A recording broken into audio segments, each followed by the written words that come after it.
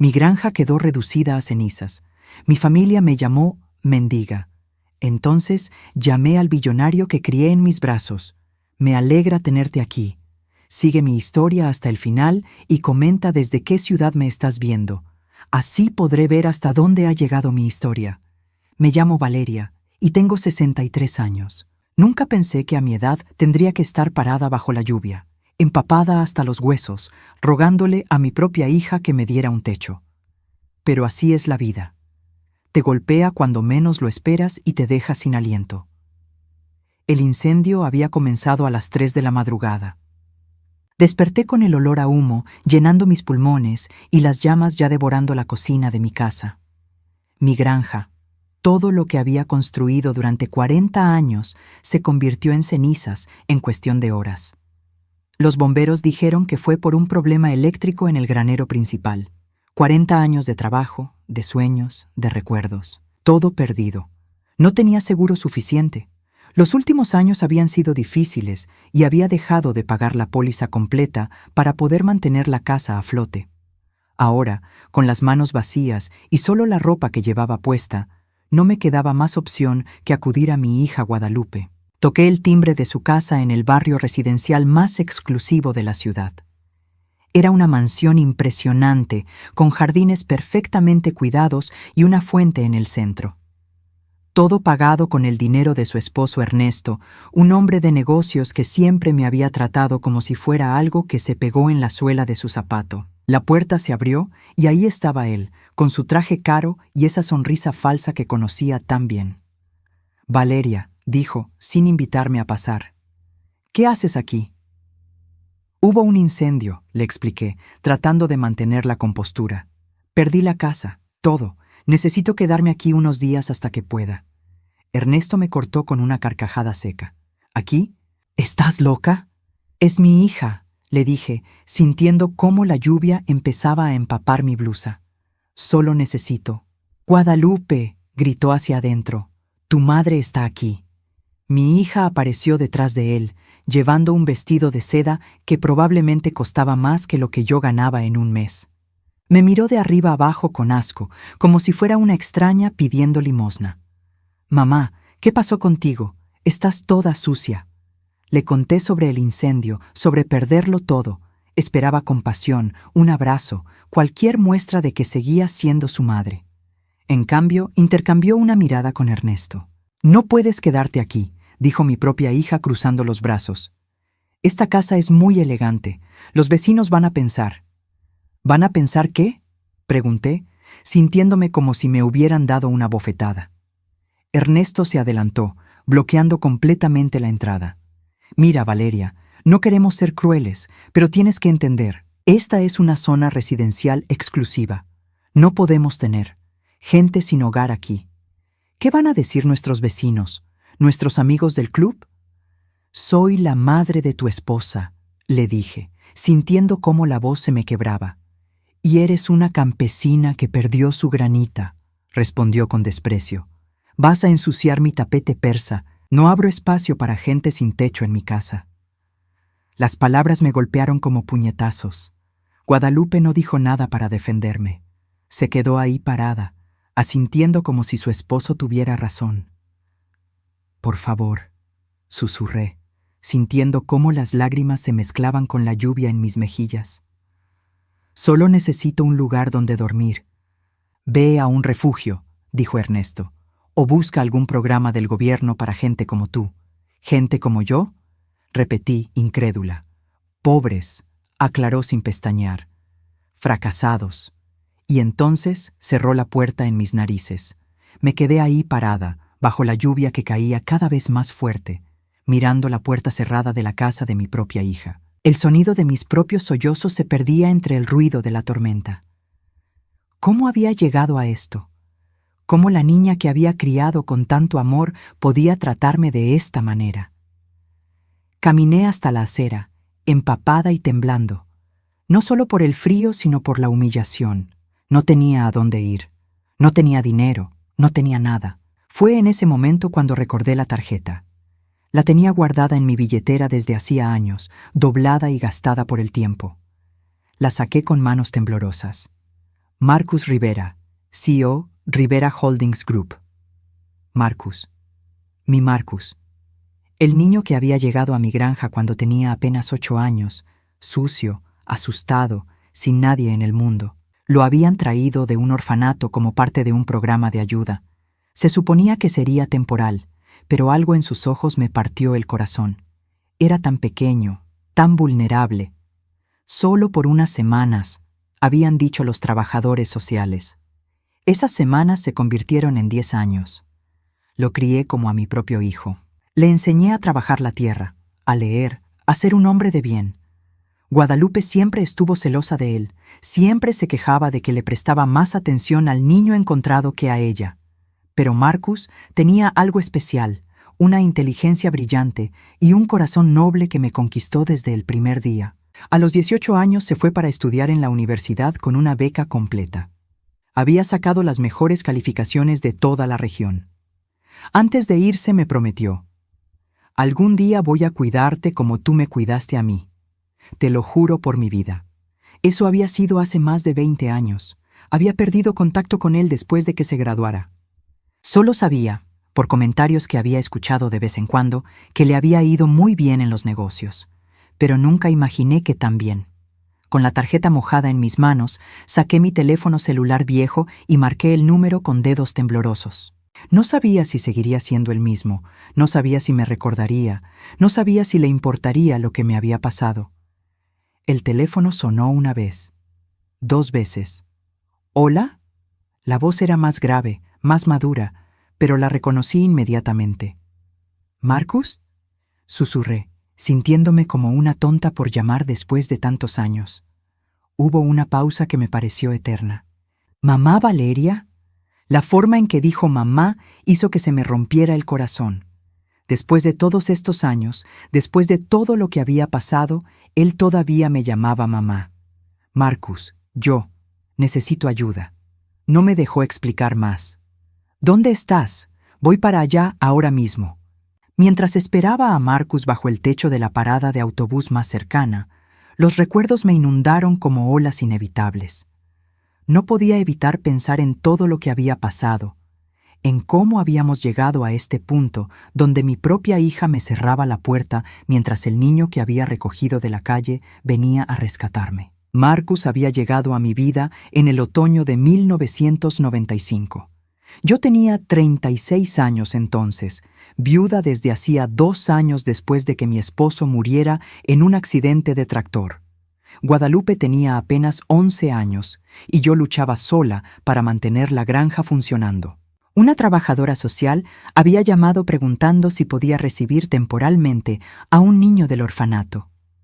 «Es solo por unas semanas», había insistido, «hasta que encontremos una familia permanente para él». Cuando Marcus llegó, era como un animal herido. Había pasado por 3 hogares de acogida diferentes y todos lo habían devuelto. «Es problemático», me había advertido la trabajadora social. «No habla mucho y tiene pesadillas». Pero yo vi algo diferente en sus ojos oscuros. Dolor, sí, pero también una inteligencia brillante y una necesidad desesperada de amor. Era pequeño para sus 8 años, delgado como un palillo, con cicatrices en los brazos que prefería no preguntar de dónde venían. La primera noche se quedó despierto en su cama, rígido como una tabla, esperando que en cualquier momento le dijera que se fuera. En lugar de eso, me senté en el borde de su cama y le leí un cuento antes de dormir. Lloró en silencio, pero no me preguntó por qué. Guadalupe odió a Marcus desde el primer día. «¿Por qué tiene que quedarse aquí?», se quejaba constantemente. «Es raro, no pertenece a nuestra familia». «Es solo temporal, mi amor», le decía yo, sin saber que mentía. Pero las semanas pasaron y nadie vino por Marcus. La trabajadora social llamaba de vez en cuando, siempre con excusas. No había familias disponibles. Era un niño difícil de colocar. Si yo podía mantenerlo un poco más. Y yo podía. No solo podía, sino que quería. Marcus se adaptó a la vida en la granja como si hubiera nacido para eso.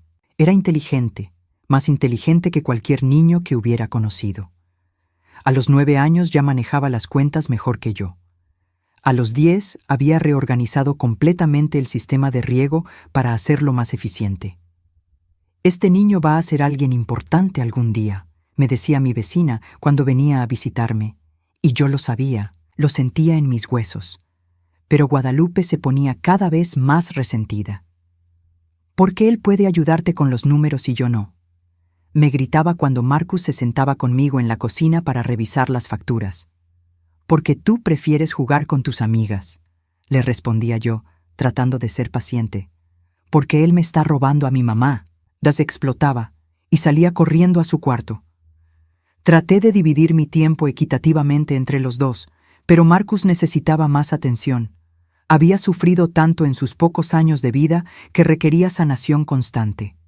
Y además, tenía tanta sed de conocimiento que era imposible ignorarla. Cuando Marcus cumplió 12 años, oficialmente lo adopté. Guadalupe tenía 15 entonces, y su resentimiento había crecido hasta convertirse en odio puro. No es mi hermano, declaró durante la celebración. Nunca lo será. Marcus fingía que no le importaba, pero yo veía cómo le dolían sus palabras. Una noche lo encontré llorando en el granero. ¿Crees que debería irme?, me preguntó con voz quebrada. Guadalupe sería más feliz si no estuviera aquí. Tú no vas a ningún lado, le dije con firmeza, abrazándolo. Esta es tu casa, eres mi hijo, tanto como ella es mi hija. Pero Guadalupe nunca lo aceptó. En la preparatoria, Marcus era el mejor estudiante de toda la escuela. Los maestros me llamaban constantemente para hablar de su potencial excepcional. Debería considerar mandarlo a una universidad prestigiosa, me decían. Tiene el talento para llegar muy lejos. Guadalupe, por otro lado, apenas pasaba sus materias. Estaba más interesada en salir con chicos y gastar dinero que en estudiar. Cuando Marcus ganó una beca completa para estudiar administración de empresas en una universidad de California, Guadalupe explotó. «¡Por supuesto que él consigue todo!», gritó. «El hijo perfecto que nunca fue realmente tu hijo». «Guadalupe, por favor», traté de calmarla. «No, estoy harta de esto. Estoy harta de que siempre sea Marcus esto, Marcus aquello. ¿Qué pasa conmigo? ¿Qué pasa con tu verdadera hija?» «Los dos son mis verdaderos hijos», insistí. «Mentirosa», me gritó con una crueldad que nunca le había visto antes. «Siempre lo has querido más a él. Ojalá nunca hubiera llegado aquí». Marcus escuchó todo desde la escalera. Esa noche me dijo que tal vez era mejor que se fuera a la universidad y no volviera. «No digas eso», le supliqué. «Esta siempre será tu casa». Pero ya el daño estaba hecho. Marcus se fue a la universidad y aunque me escribía cartas y me llamaba cada semana, Guadalupe había sembrado una semilla de duda en él. Empezó a distanciarse, a pasar las vacaciones haciendo prácticas profesionales en lugar de venir a casa. Guadalupe, mientras tanto, conoció a Ernesto durante su último año de preparatoria. Él tenía 10 años más que ella y dinero suficiente para deslumbrarla. Se casaron cuando ella cumplió 20 años y desde entonces me había tratado como una carga. «Ya no necesitas trabajar tanto», me decía Ernesto con condescendencia cuando venía a visitarme. «Deberías vender esta granja vieja y comprarte una casita en el pueblo». Pero yo no quería vender. Esta granja era mi vida, mi identidad. Era el lugar donde había criado a mis hijos, donde había construido mi mundo. Marcus se graduó con honores y conseguí trabajo en una empresa importante de bienes raíces en Los Ángeles. Sus cartas se volvieron menos frecuentes, sus llamadas más cortas. Y aunque nunca dejó de mandarme dinero para ayudar con la granja, podía sentir cómo se alejaba cada vez más. La última vez que lo vi había sido hace 10 años, cuando vino para el funeral de mi hermana. Estaba irreconocible, traje caro, auto lujoso, aires de ejecutivo exitoso. Pero cuando me abrazó, seguía siendo mi Marcus. «¿Estás bien, mamá?», me había preguntado, usando ese nombre que siempre me derretía el corazón. «Estoy bien, mijo», le había mentido, porque ya entonces la granja estaba empezando a tener problemas financieros. Guadalupe apenas le había dirigido la palabra durante el funeral. Se había comportado como si fuera un extraño, no el hermano que había compartido su casa durante 10 años. Después de eso, Marcus volvió a su vida en California y yo me quedé aquí, luchando sola para mantener la granja a flote, viendo cómo mi hija se avergonzaba cada vez más de sus orígenes humildes. Ahora, sentada bajo la lluvia esperando a que viniera por mí, me preguntaba si había hecho bien en llamarlo. ¿Tendría derecho a pedirle ayuda después de todos estos años? ¿Se acordaría todavía de la mujer que lo había criado? El sonido de un motor me sacó de mis pensamientos. No era un auto normal, era algo mucho más poderoso. Y entonces lo vi. El helicóptero descendió del cielo gris como algo salido de una película. Las aspas cortaban el aire con un rugido ensordecedor, creando ondas en los charcos de la calle y haciendo que las hojas de los árboles volaran en todas las direcciones. Los vecinos del exclusivo barrio de Guadalupe salieron de sus casas, algunos grabando con sus teléfonos, otros simplemente observando boquiabiertos. Nunca en mi vida había visto un helicóptero de cerca, mucho menos uno tan elegante y negro como ese. Tenía letras doradas en el costado que no pude leer desde donde estaba parada, pero se veía caro, muy caro. Mi corazón latía tan fuerte que pensé que se me iba a salir del pecho. ¿Era posible que Marcus hubiera venido en eso? El niño tímido y asustado que había criado ahora tenía suficiente dinero para viajar en helicóptero privado. La puerta se abrió y él bajó. Por un momento no lo reconocí. El hombre que caminaba hacia mí era alto, elegante, con un traje que probablemente costaba más que lo que yo ganaba en un año. Su cabello oscuro estaba perfectamente peinado hacia atrás.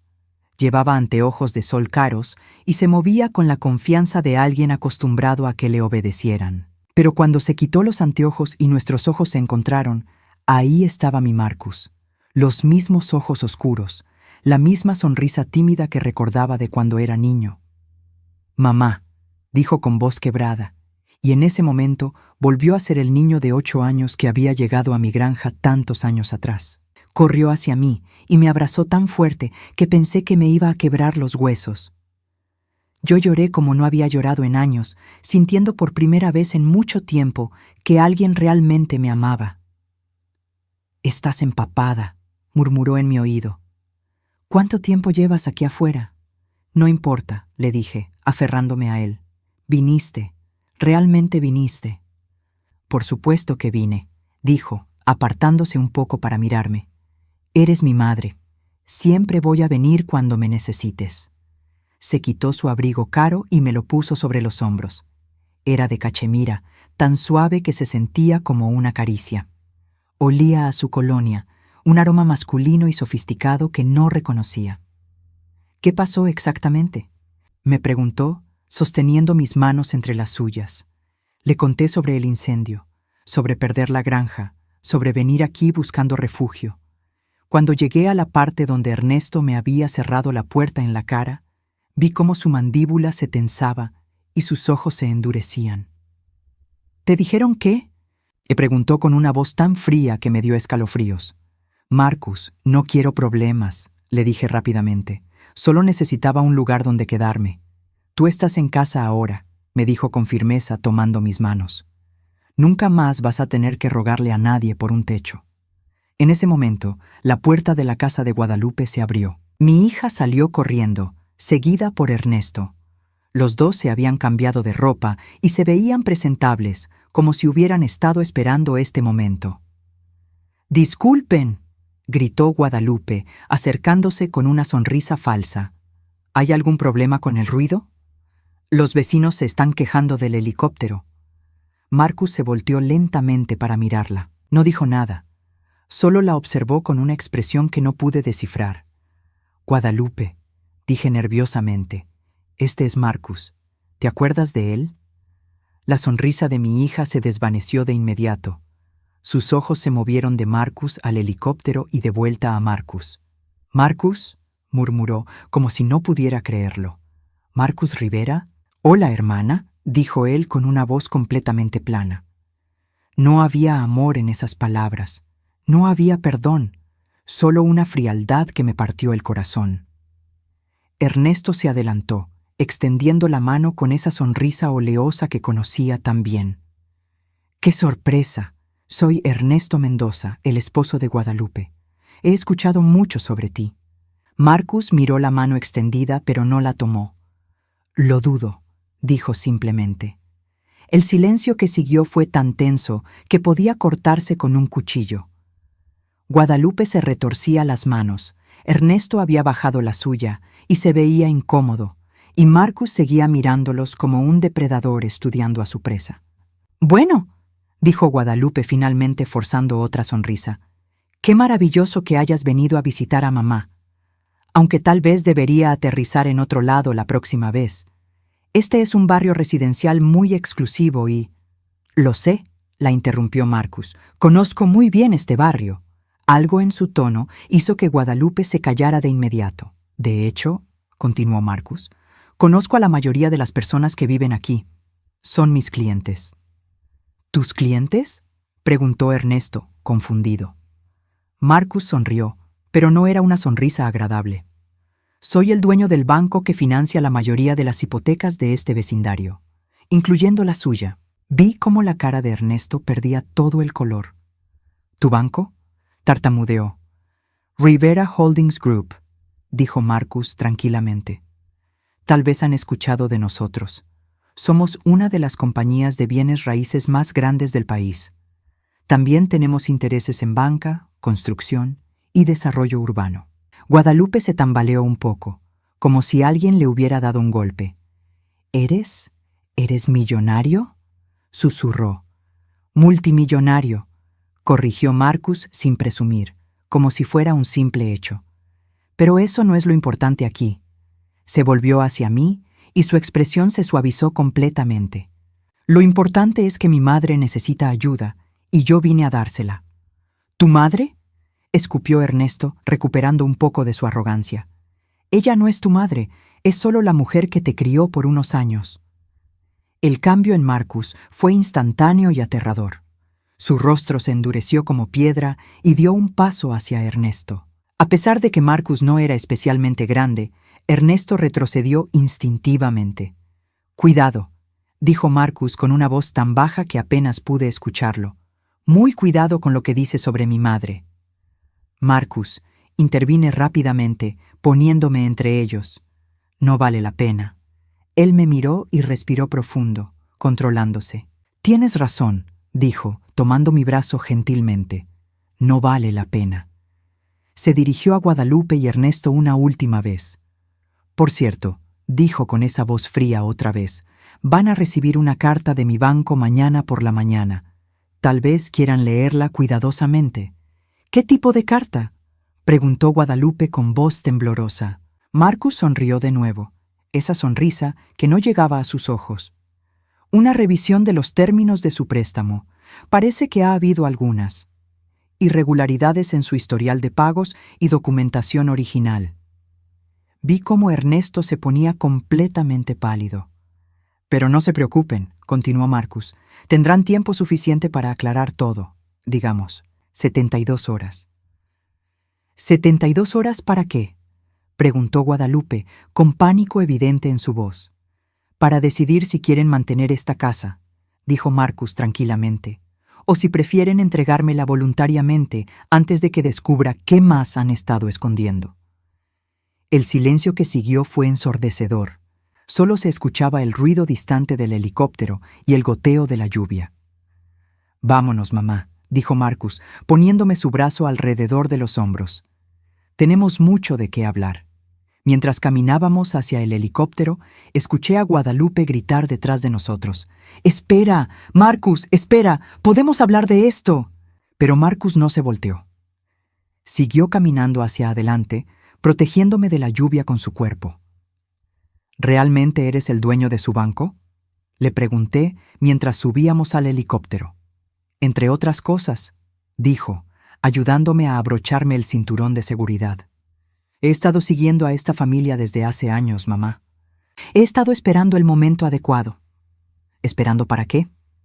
Marcus se sentó a mi lado y tomó mi mano. «Para mostrarte lo que realmente valen las personas que te rechazaron. Mientras el helicóptero se elevaba, miré hacia abajo y vi a Guadalupe y Ernesto parados en su jardín perfecto, mirando hacia arriba con expresiones de horror absoluto. Por primera vez en mucho tiempo, no sentí pena por mi hija. Sentí justicia. La mansión de Marcus me dejó sin aliento. Era como algo salido de una revista. Techos altísimos, ventanas enormes que iban del piso al techo, muebles que se veían como obras de arte. Todo era elegante pero cálido, sofisticado pero acogedor. No era ostentoso como la casa de Guadalupe, era refinado. «Bienvenida a casa», me dijo mientras un empleado nos ayudaba a bajar del helicóptero en el jardín trasero. Me prestó ropa seca, un vestido de algodón suave y una bata de seda, y me preparó té caliente en una taza de porcelana fina. Nos sentamos en su estudio, rodeados de libros y fotografías. Reconocí algunas, fotos de su graduación universitaria, de diversos premios y reconocimientos, de eventos empresariales. Pero en el centro de su escritorio, enmarcada en plata, estaba una foto nuestra del día de su adopción. Él tenía 12 años y sonreía tímidamente mientras yo lo abrazaba. «Nunca la quité de ahí», me dijo cuando notó que la miraba. «Es lo primero que veo cada mañana cuando llego a trabajar». Se sentó frente a mí, ya no como el exitoso empresario que había bajado del helicóptero, sino como mi Marcus. Tenía esa expresión seria que ponía de niño cuando algo lo preocupaba profundamente. «Mamá», comenzó, «necesito contarte algunas cosas que descubrí sobre Ernesto y Guadalupe». Mi estómago se tensó. La forma en que lo dijo, su tono grave, me hizo saber que no iban a ser buenas noticias. ¿Qué tipo de cosas? Marcus se levantó y fue hacia un archivero. Sacó una carpeta gruesa llena de documentos. «Hace 5 años contraté a un investigador privado para que averiguara cómo estabas», me explicó, regresando a su asiento. «No para espiarte, sino porque me preocupaba que no aceptaras mi ayuda financiera directamente. Quería asegurarme de que estuvieras bien». Recordé las veces que había encontrado dinero en mi buzón sin remitente, los pagos misteriosos de facturas que no recordaba haber hecho. «¿Eras tú quien?» «Sí», admitió. «Pagué tu hipoteca durante 3 años sin que lo supieras. También cubrí algunas de tus facturas médicas y de veterinario. Pero lo que descubrí durante esa investigación». Abrió la carpeta y extendió varios documentos sobre la mesa de café entre nosotros. «Ernesto estaba robándote, mamá». Las palabras cayeron como piedras en agua quieta. Me incliné hacia adelante para mirar los papeles, aunque la mayoría de los números y términos legales me confundían. «¿Cómo?», Marcus señaló varios contratos. «¿Recuerdas hace 6 años cuando necesitaste reparar el sistema eléctrico del granero principal?» Asentí. Había sido una reparación cara, casi $10,000. «¿Y recuerdas quién te recomendó al contratista?» Mi corazón se hundió. «Ernesto», susurré. «Exacto. Te conectó con una compañía que era de su propiedad, aunque él nunca te lo dijo. Te cobró $15,000 por un trabajo que realmente costaba $6,000. Los otros $9,000 fueron directo a su bolsillo». Sentí como si me hubieran golpeado en el estómago. «Pero eso no es todo», continuó Marcus, moviendo otros papeles. «¿Los préstamos que sacaste para mejorar la cerca del ganado? ¿El financiamiento para la nueva bomba de agua? ¿El seguro de la granja que renovó para ti?»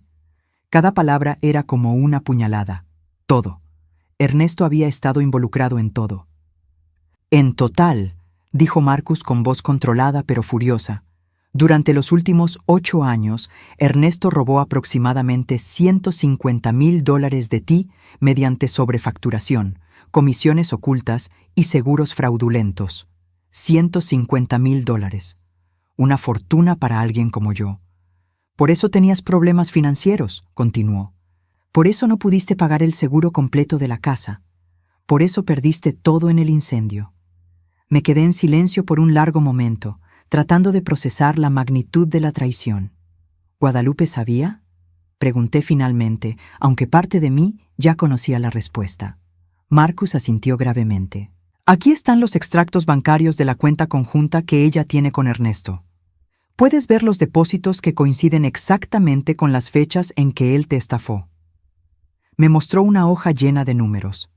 Ahí estaba, en blanco y negro. Mi propia hija había vivido de lujos comprados con dinero robado de mi granja. El collar de perlas que llevaba en la boda de su amiga el año pasado, dijo Marcus señalando una transacción. $5,000, pagado el mismo día que Ernesto te cobró de más por reparar el techo del establo. Lágrimas de rabia y dolor corrieron por mis mejillas. ¿Por qué?, murmuré. ¿Por qué me harían esto? Marcus se levantó y se arrodilló frente a mí, tomando mis manos. Porque pensaron que nunca te enterarías, porque creyeron que eras solo una granjera ingenua que no entendía de negocios, porque no te respetaban. Su voz se endureció. Pero se equivocaron, porque tú tenías a alguien que sí te respeta, alguien que nunca dejó de vigilarte desde lejos. ¿Qué vas a hacer?, le pregunté. Marcus se incorporó y caminó hacia la ventana, mirando hacia su jardín perfectamente cuidado. Ya lo hice, dijo tranquilamente. Esa carta que van a recibir mañana es una notificación de que su préstamo hipotecario ha sido transferido a Rivera Holdings Group. Me quedé sin aliento. ¿Compraste su deuda? Hace 3 meses, confirmó. En cuanto supe que estaban teniendo dificultades financieras, compré su hipoteca del banco original. Ahora me deben a mí $280,000. ¿Y puedes hacer eso, legalmente?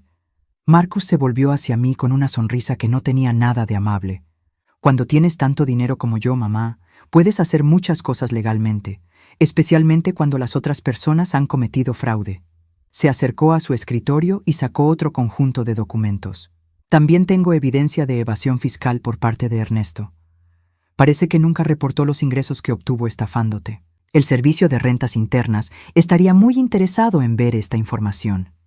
Marcus, dije lentamente, ¿qué quieres de ellos exactamente? Se sentó de nuevo frente a mí, pero esta vez su expresión era diferente. Había una dureza en sus ojos que nunca había visto cuando era niño. Quiero que devuelvan cada centavo que te robaron, dijo con calma, con intereses, y quiero que Guadalupe admita que sabía lo que estaba pasando. Y si no lo hacen, entonces perderán la casa. Ernesto enfrentará cargos criminales por fraude, y yo me aseguraré de que toda la ciudad sepa exactamente qué tipo de personas son. Su teléfono sonó en ese momento. Lo miró y sonrió. Habla del diablo, murmuró, mostrándome la pantalla. Era Guadalupe. ¿Vas a contestar?, le pregunté. Por supuesto, dijo presionando el botón de altavoz. Hola, Guadalupe. ¡Marcus! Su voz sonaba desesperada. Necesitamos hablar, por favor. Ven a la casa. ¿Para qué querría volver ahí? ¿Por qué? Porque somos familia, dijo, y pude escuchar cómo se le quebró la voz. Porque cometimos errores y queremos arreglarlos. Marcus me miró y levantó una ceja, como preguntándome qué quería hacer. ¿Errores?, dijo al teléfono. ¿Es así como llamas al fraude ahora? Hubo silencio del otro lado. Marcus, por favor, continuó Guadalupe, ahora claramente llorando. Solo dame la oportunidad de explicar. Está bien, dijo Marcus después de un momento.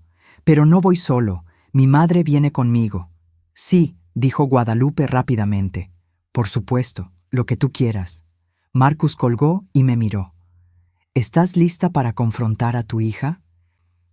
Pensé en todos los años de humillaciones silenciosas, en todas las veces que había aceptado su desprecio, en cómo me había cerrado la puerta cuando más la necesitaba.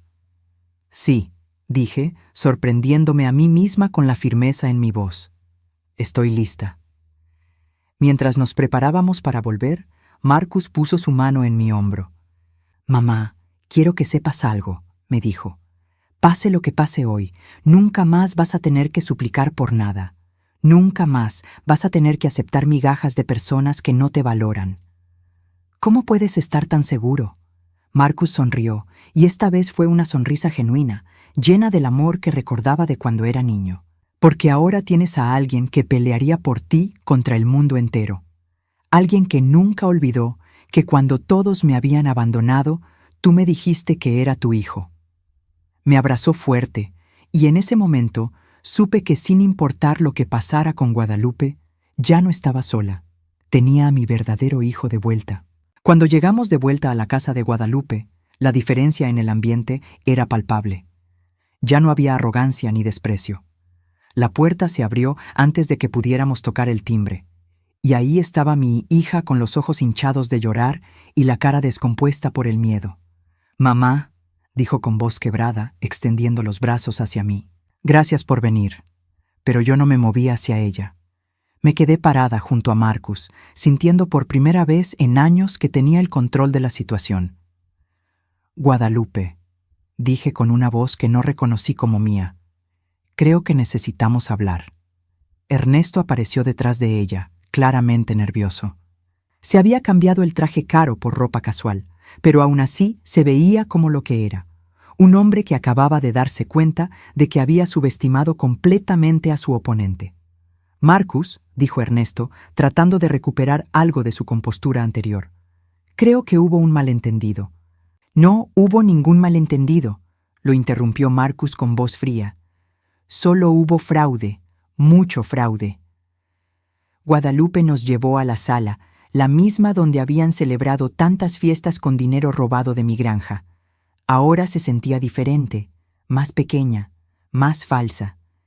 «¿Quieren algo de beber?», preguntó Guadalupe nerviosamente. «No venimos de visita social», respondí, sorprendiéndome otra vez de mi propia firmeza.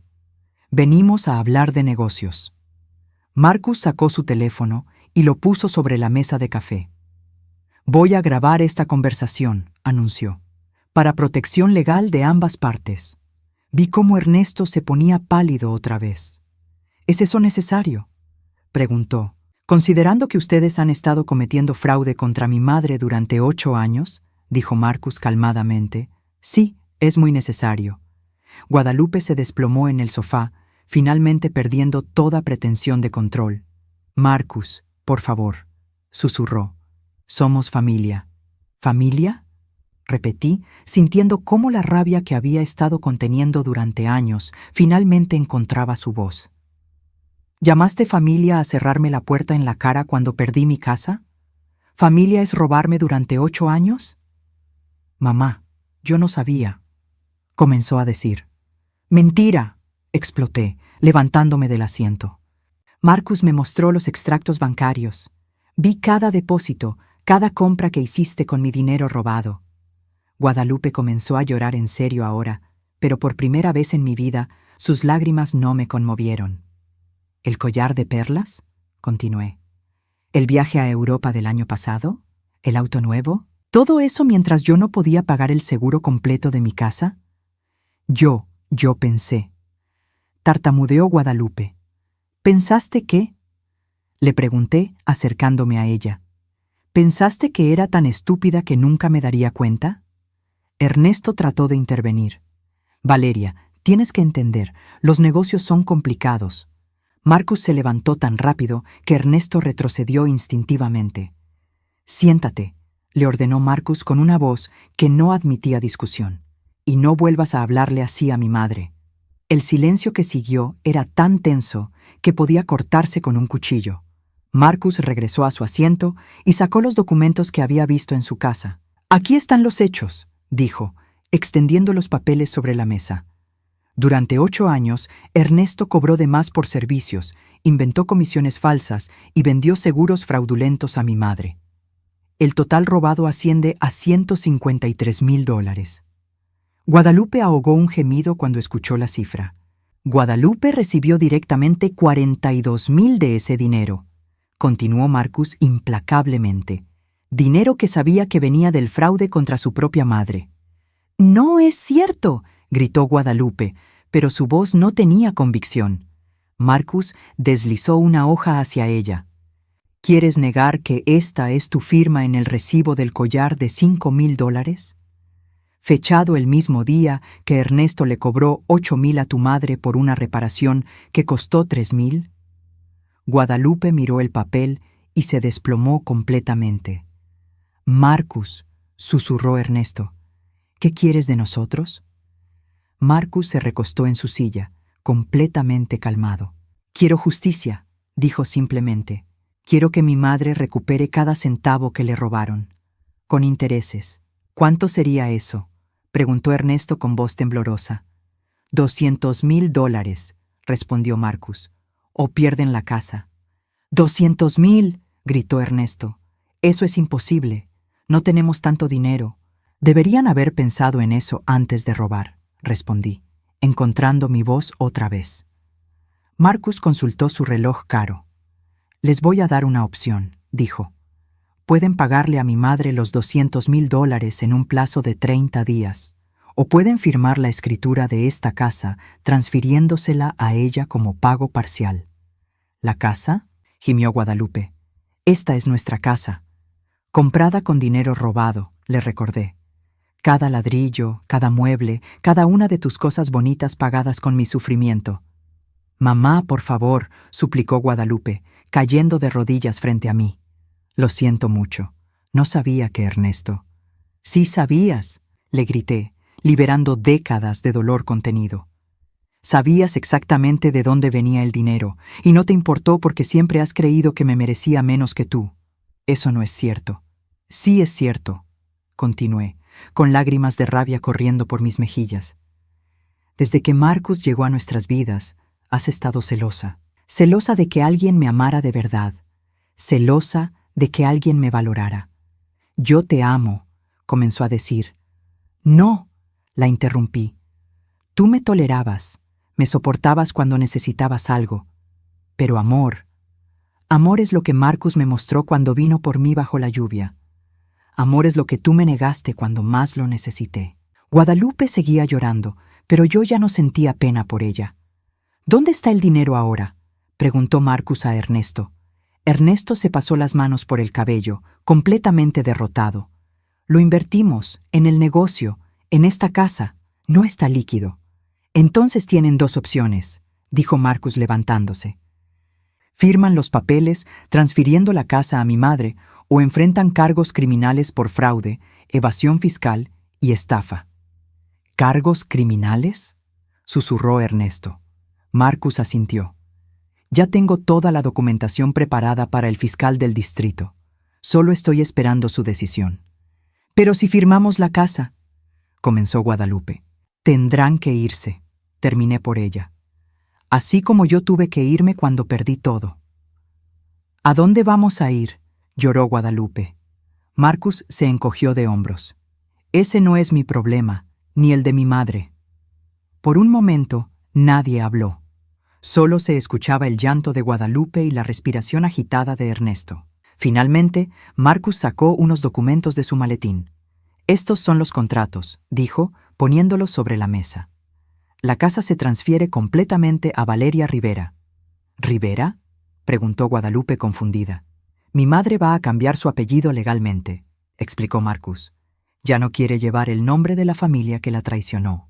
Esas palabras cayeron como una sentencia final. Vi cómo Guadalupe entendía que no solo estaba perdiendo su casa, sino que estaba perdiendo a su madre para siempre.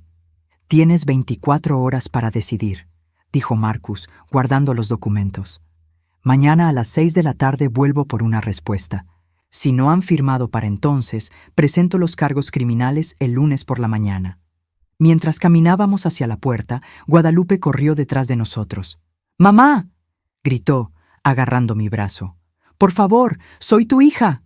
Me detuve y la miré a los ojos, viendo por primera vez no a la hija que había criado con tanto amor, sino a la mujer en la que se había convertido. Egoísta, manipuladora, cruel. No, dije con una calma que me sorprendió. Tú eres la extraña que me cerró la puerta cuando la necesité. Mi verdadero hijo es el que vino por mí. Solté mi brazo de su agarre y seguí caminando. «Esto no ha terminado», gritó Ernesto detrás de nosotros. Marcus se volteó una última vez. «Sí», dijo con esa voz fría que ya conocía. «Sí ha terminado, solo que ustedes todavía no se han dado cuenta». Mientras nos alejábamos en el auto de Marcus, no miré hacia atrás. Por primera vez en mi vida, estaba caminando hacia adelante, hacia la justicia, hacia la familia que realmente merecía. 6 meses después, estoy sentada en el jardín de mi nueva casa, la que antes era de Guadalupe, viendo crecer las flores que planté donde antes estaba su fuente ostentosa. El sol de la tarde se filtra a través de los árboles que Marcus mandó plantar, árboles frutales como los que tenía en mi granja perdida. Guadalupe y Ernesto firmaron los papeles esa noche, 23 horas después del ultimátum de Marcus. Vinieron a la casa al día siguiente con maletas y cajas, mudándose a un departamento pequeño en la parte menos elegante de la ciudad. Ernesto consiguió trabajo como vendedor de autos usados. Aparentemente, cuando todas tus referencias comerciales te abandonan porque descubrieron que eres un fraude, las opciones se reducen considerablemente. Guadalupe trató de hablar conmigo el día que se fueron. «Mamá», me había dicho con lágrimas en los ojos, «algún día vas a perdonarme. Sé que lo harás». Yo la había mirado sin rabia, sin dolor, solo con una tristeza tranquila. «No hay nada que perdonar», le había respondido, «porque para perdonar, primero tendría que importarme». Esas habían sido las últimas palabras que intercambiamos. Ahora, mientras riego mis nuevas rosas, escucho el sonido familiar del auto de Marcus llegando a la entrada. Viene a cenar conmigo todos los viernes, una tradición que empezamos poco después de que me mudara aquí. «Hola, mamá», me dice, besándome la mejilla. Trae flores frescas, como siempre, y una botella del vino que me gusta. «¿Cómo estuvo tu semana?», le pregunto mientras caminamos hacia la cocina. «Ocupada», dice, aflojándose la corbata. «Cerré la compra de esos terrenos en Houston. Va a ser un desarrollo de casas familiares para personas de ingresos medios. Entonces, me enorgullezco cada vez que me cuenta sobre sus proyectos. Marcus no solo se hizo rico ayudando a otras familias a tener hogares dignos. Y tengo noticias», dice con una sonrisa misteriosa. «¿Qué tipo de noticias?». Se sienta en la mesa de la cocina, una mesa nueva que compramos juntos, simple pero bonita, y saca su teléfono.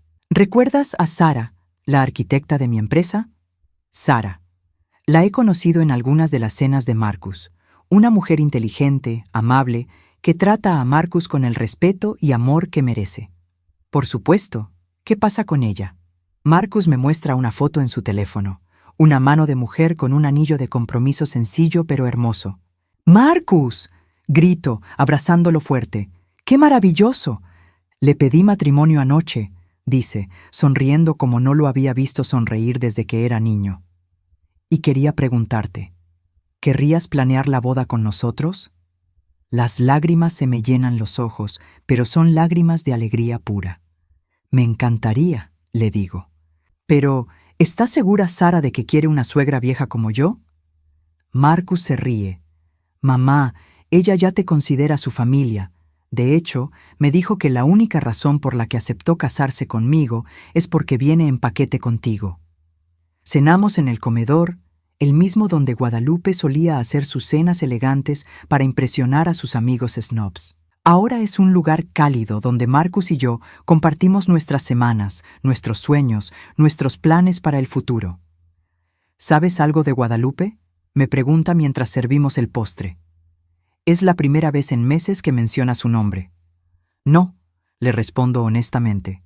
«Y no quiero saber». Marcus asiente, entendiendo. «Mi vecina me contó que está trabajando como recepcionista en una oficina médica», continúo. «Y que Ernesto perdió el trabajo de vendedor de autos el mes pasado».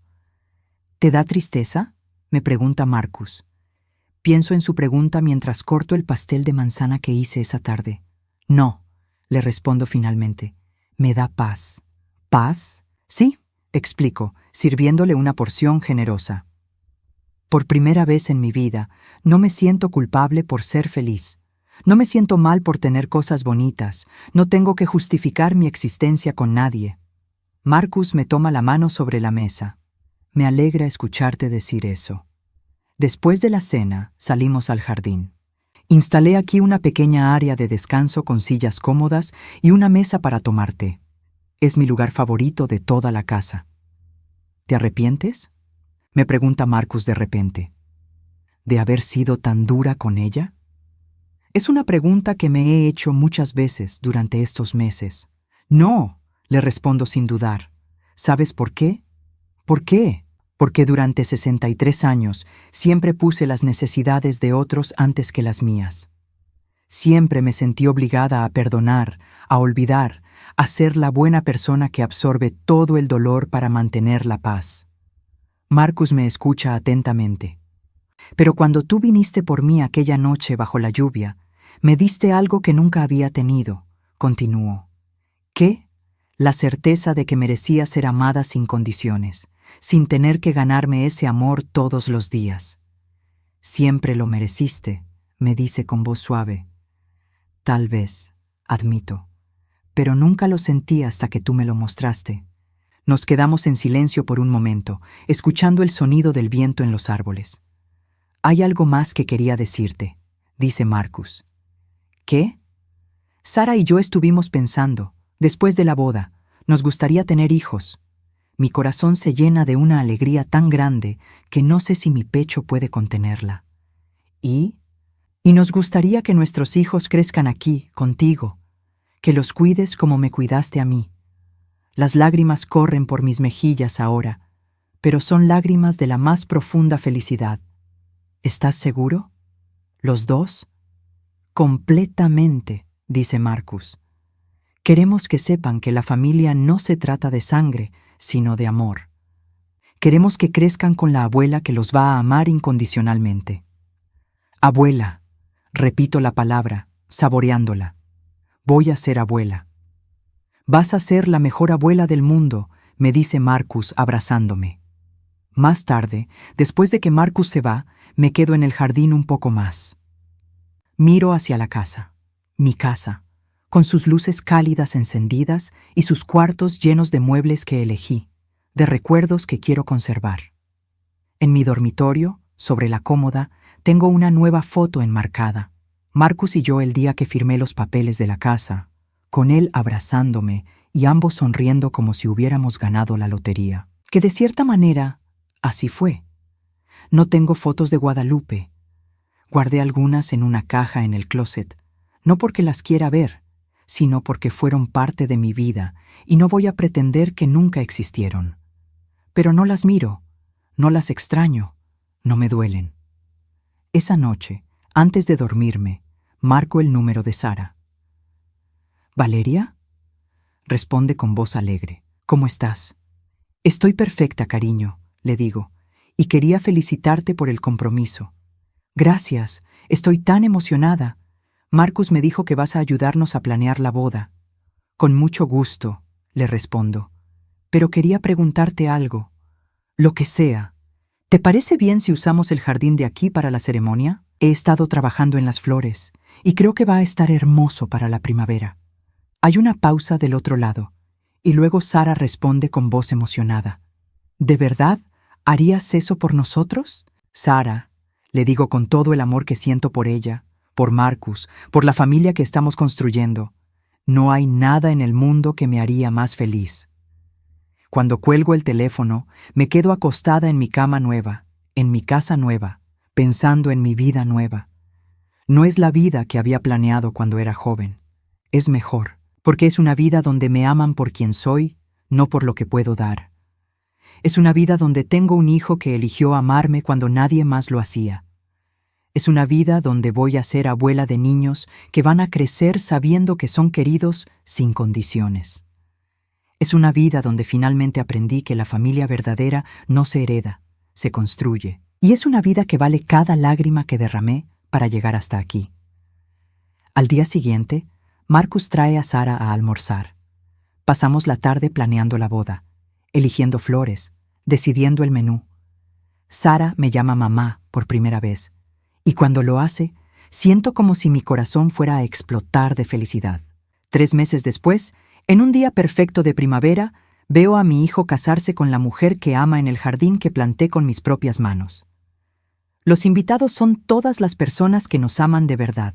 Sus amigos de la empresa, algunos de mis vecinos nuevos, gente buena que entiende lo que significa la familia verdadera. Guadalupe no está invitada. No la extraño. Cuando el sacerdote pregunta si alguien tiene objeciones, miro hacia las sillas vacías donde una vez pensé que estarían las personas que me dieron la vida, y solo siento paz. Marcus me abraza después de la ceremonia. Gracias, me susurra al oído. ¿Por qué? Por enseñarme que el amor verdadero es incondicional, por mostrarme que la familia es algo que se elige. Gracias a ti, le respondo, por elegirme. Esa noche, después de que todos se van, me quedo en el jardín donde ahora hay pétalos de rosas esparcidos como confeti. En unos meses, este mismo jardín va a escuchar las risas de nietos que aún no han nacido. Va a ser el lugar donde les voy a enseñar a plantar flores, a cuidar la tierra, a entender que las cosas más hermosas crecen cuando las nutres con amor.